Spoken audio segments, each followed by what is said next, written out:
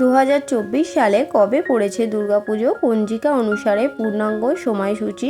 এবছর মা দুর্গার আগমন ও গমন কোন বাহনে এবং তার ফলাফল স্বরূপ আমরা কি ভোগ করতে চলেছি? অনেক বন্ধুদের মনেই প্রশ্ন আছে। এই বছর অর্থাৎ 2024 সাল 1431 বঙ্গাব্দে দুর্গাপুজো মহাষ্টমী ও মহানবমী তিথি কি একই দিনে পড়েছে? তাহলে মহাষ্টমীর অঞ্জলি কখন দেয়া হবে? সকল প্রশ্নের উত্তর থাকছে আজকের এই পর্বে। নমস্কার বন্ধুরা, আমি শিপ্রা, সবাইকে স্বাগত জানাচ্ছি শিপ্রা সিম্পল ব্লগে। বন্ধুরা, আশা করছি ঈশ্বরের আশীর্বাদে প্রত্যেকেই খুব ভালো আছেন এবং সুস্থ আছেন। সামনেই আসতে চলেছে দুর্গাপুজো, বাঙালির সব থেকে বড় উৎসব, বাঙালির প্রাণের উৎসব, যে উৎসবের জন্য বাঙালিরা সারা বছর অপেক্ষা করে থাকেন। এই বছর দুর্গাপুজোর সময়সূচি নিয়ে প্রচুর বন্ধুদের মনেই প্রশ্ন আছে। সকল প্রশ্নের উত্তর দেব আজকের এই পর্বে। তার সাথে সাথে এটিও বলে দেব যে মা দুর্গা এই বছর পঞ্জিকা মতে কিসে আগমন করছেন এবং কিসে গমন করছেন, তার ফলাফল স্বরূপ আমরা অর্থাৎ মর্তবাসীরা কি ভোগ করতে চলেছি। মা দুর্গার আগমন ও প্রস্থানের বাহন ও তার ফলাফল নিয়ে বাঙালি সমাজে বহু লোককথা প্রচলিত। এ বিষয়ে রীতিমতো চিন্তিত থাকেন ভক্তেরা, কারণ হিন্দু শাস্ত্র অনুযায়ী মা দুর্গার আগমন ও গমনের বাহনের উপর নির্ভর করে মর্তলোকে সারা বছর কেমন কাটবে। আশঙ্কার কথা হলো, প্রতি বছর মা দুর্গার আগমন ও গমনের বাহন বদলে যায়।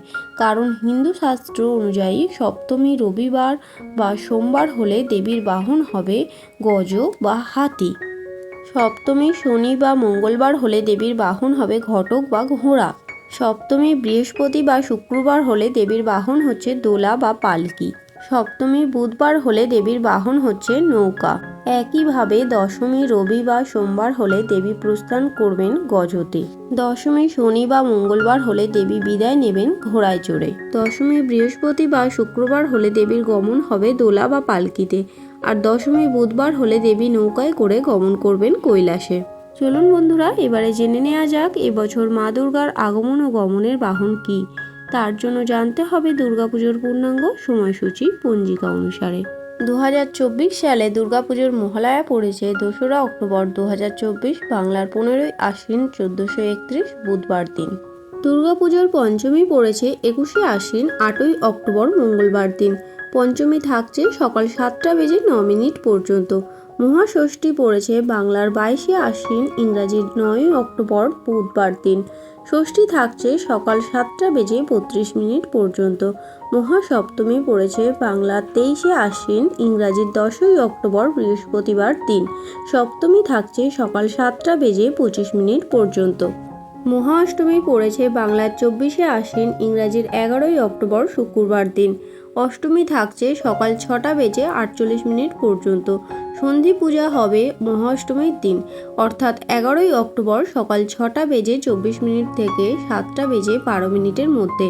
মহানবমী ও মহাদশমী একই দিনে, সেটি পড়েছে 25শে আশ্বিন ইংরাজির 12ই অক্টোবর শনিবার দিন। নবমী থাকছে সকাল 5টা বেজে 44 মিনিট পর্যন্ত। তারপরে হচ্ছে দশমী।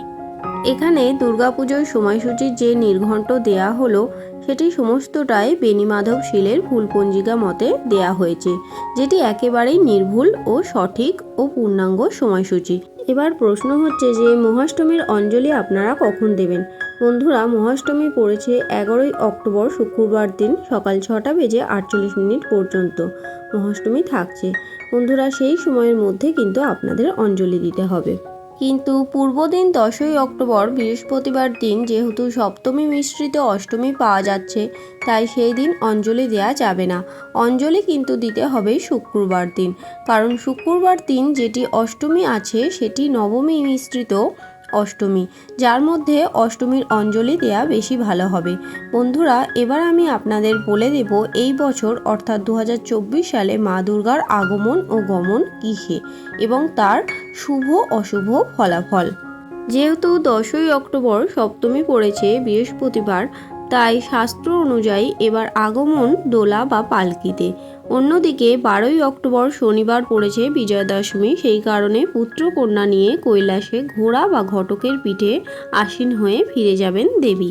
এর ফল কি হবে? শাস্ত্র মতে মা দুর্গা যদি পালকিতে করে আসেন তার ফল হচ্ছে দোলায়ং মকরং ভবিত, অর্থাৎ মহামারী, ভূমিকম্প, খরা, যুদ্ধ ও অতিমৃত্যু।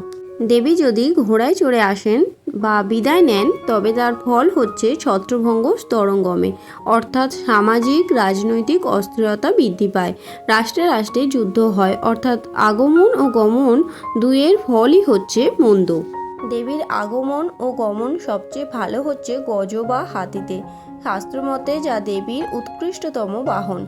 দেবীর বাহন হাতি হলে মর্তলোকে ভরে ওঠে সুখ শান্তি ও সমৃদ্ধিতে। দেবীর আসা ও যাওয়া নৌকায় হলে শস্য বৃদ্ধিস্থল জলম, অর্থাৎ ধরিত্রী হয়ে ওঠে শস্য শ্যামলা।